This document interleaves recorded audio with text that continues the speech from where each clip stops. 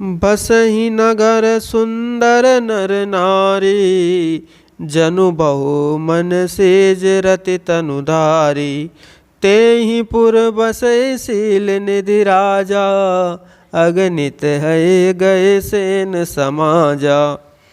उस नगर में ऐसे सुंदर नर नारी बसते थे, मानो बहुत से कामदेव और उसकी स्त्री रति ही मनुष्य शरीर धारण किए हुए हो। उस नगर में शील निधि नाम का राजा रहता था, जिसके यहाँ असंख्य घोड़े, हाथी और सेना के समूह टुकड़ियाँ थे। सत सुरेश सम विभो विलासा, रूप तेज बल निधि निवासा। विश्व मोहिनी तासु कुमारी, श्री विमोह जसु रूप निहारी। उसका वैभव और विलास 100 इंद्रों के समान था। वह रूप तेज बल और नीति का घर था। उसके विश्व मोहिनी नाम की एक ऐसी रूपवती कन्या थी, जिसके रूप को देखकर लक्ष्मी जी भी मोहित हो जाए। सोई हरि महिमा सब गुण खानी, सो बतासु के जाय बखानी। करे स्वयंवर सो निप्रबाला, आए तब अगणित महिपाला। वह सब गुणों की खान भगवान की माया ही थी।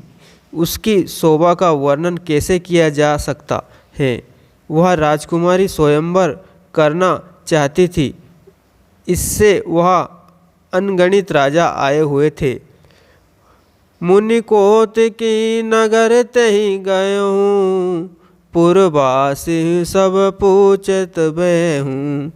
सुन सब चरित गृह भूप गृह आए, करि पूजा निप्र मुनि बिटाए। खेलवाड़ी मुनि नारद जी उस नगर में गए और वासियों ने उन्हें सब हाल पूछा। सब समाचार सुनकर वे राजा के महल आए। राजा ने पूजा करके मुनि को आसन पर बिठाया। आन दे कहूँ नारद भूपति राजकुमारी, कहूँ नाथ गुण दोष सब एहि हृदय विचारी। फिर राजा ने राजकुमारी को लाकर नारद जी को दिखलाया और पूछा कि हे नाथ, आप अपने हृदय में विचार कर इसके सब गुण दोष कहिए। देखहूँ रूप मुनि बिरति विचारी, बड़ी बार लगी रहे निहारी।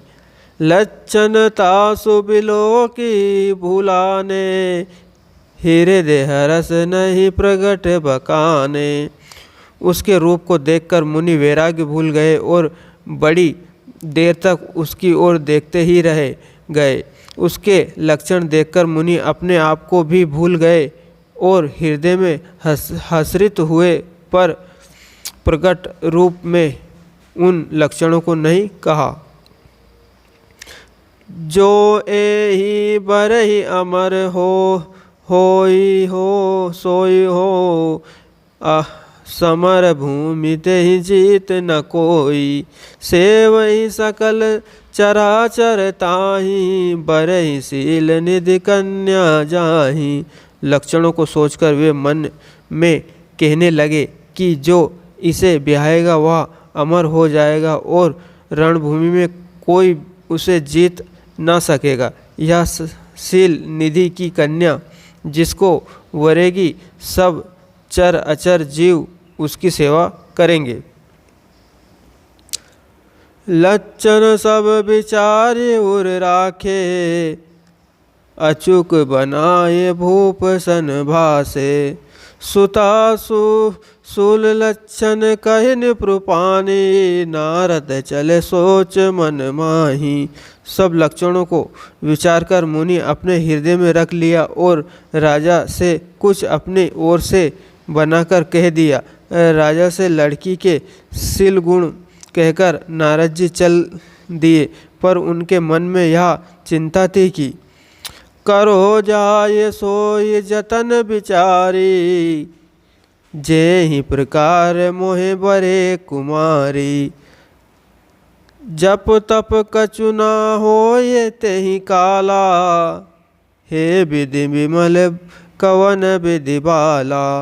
मैं जाकर सोच विचार कर अब वही उपाय करूं जिससे यह कन्या मुझे ही वरे। इस समय जब तब से तो कुछ हो नहीं सकता। हे विधाता, मुझे यह कन्या किस तरह मिलेगी? एहि अवसर चाहूँ परम शोभा रूप बिलास, जो बिलो की रीज कोरी तब मिले जय माल। इस समय तो बड़ी भारी शोभा और विशाल सुंदर रूप चाहिए, जिसे देखकर राजकुमारी मुझ पर रीझ जाए और तब वह जयमाल मेरे गले में डाल दे। हरि मन मांगो सुंदरताई, होई जात गरहूँ अति भाई। मोरे हित हरि सम नहीं कोऊ, एहि अवसर सहाय सो होऊँ। एक काम करूं कि भगवान से सुंदरता मांगूं, पर भाई उनके पास जाने में तो बहुत देर हो जाएगी। किंतु श्री हरि के समान मेरा हितु भी कोई नहीं है, इसलिए इस समय में वही मेरे सहायक हो। बहुविधि बिनहु कीन तेहि काला, प्रगटे हूँ प्रभु को ते की कृपाला। प्रभु बिलोक मुनि नैन जुड़ाई, होई काजु ही हर साने। उस समय नारद जी ने भगवान की बहुत प्रकार से विनती की। तब लीला में कृपालु प्रभु वहीं प्रकट हो गए। स्वामी को देखकर नारद जी के नेत्र शिथिल हो गए और वे मन में बड़े ही हसरित हुए कि अब काम बन जाएगा। अति आरती करी कथा सुनाई, करे हूँ कृपा करी हो ये सुनाई। आप रूप देहूँ प्रभु मोही, आन भांति नहीं पावा ओई। नारद जी ने बहुत अर्थ दीन होकर सब कथा कह सुनाई और प्रार्थना की कि कृपा कीजिए और कृपा करके मेरे सहायक बनिए। हे प्रभु, आप अपना रूप मुझको दीजिए और जिस प्रकार से उसे राजकन्या को और किसी प्रकार से उस राजकन्या को नहीं पा सकता हूँ।